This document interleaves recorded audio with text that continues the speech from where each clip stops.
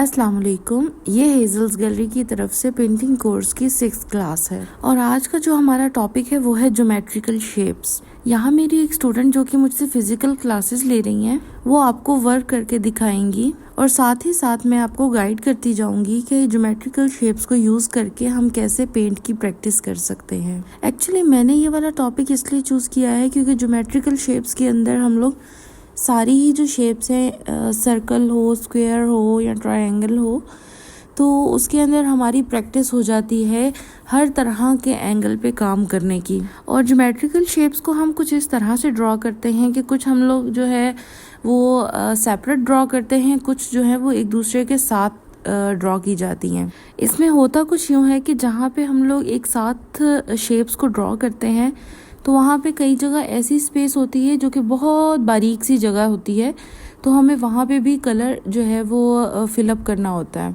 और उससे हमारी जो है वो प्रैक्टिस होती है। मैंने अपनी पहली एक क्लास में भी कहा था कि painting is all about practice. तो आपकी जितनी ज़्यादा प्रैक्टिस होगी और जितनी अच्छी प्रैक्टिस होगी उतना ही अच्छा आप पेंट करना सीखेंगे। और साथ ही साथ यहाँ हमने जो पेंट्स यूज़ किए हैं, जो कलर्स यूज़ किए हैं, वो हमने जो लास्ट क्लास के अंदर कलर मिक्सिंग सीखी थी, तो मेरी स्टूडेंट यहाँ पे वही सारे कलर्स यूज़ करके ज्योमेट्रिकल शेप्स के अंदर कलर फिल कर रही हैं। इस तरह से हो ये रहा है कि हमारी जो है एक ही जगह पे हम दो चीज़ों की प्रैक्टिस कर रहे हैं। सभी ज्योमेट्रिकल शेप्स के अंदर कलर फिल करने के बाद जो है मेरी स्टूडेंट अब यहाँ पे आउटलाइनिंग कर रही हैं। अब आउटलाइनिंग के लिए हम यहाँ मार्कर भी यूज़ कर सकते थे, लेकिन मार्कर के साथ जो है हम लोगों के लिए आउटलाइन करना बहुत ईजी होता है, तो इसलिए मैंने उनको अलाउ ही नहीं किया था कि वो मार्कर यूज़ करें।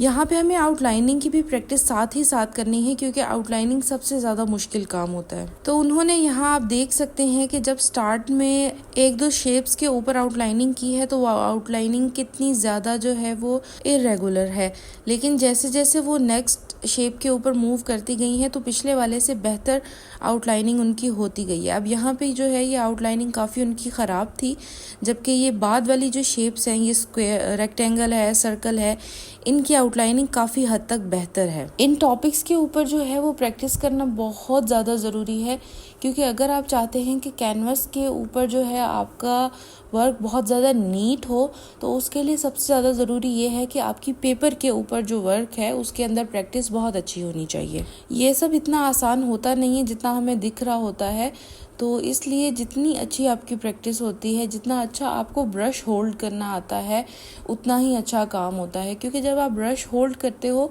तो आपका हाथ कई बार जो है वो कांपता भी है, तो उस जो आपकी वो कांपने वाला हाथ है ना, आपने उसको कंट्रोल करना सीखना है।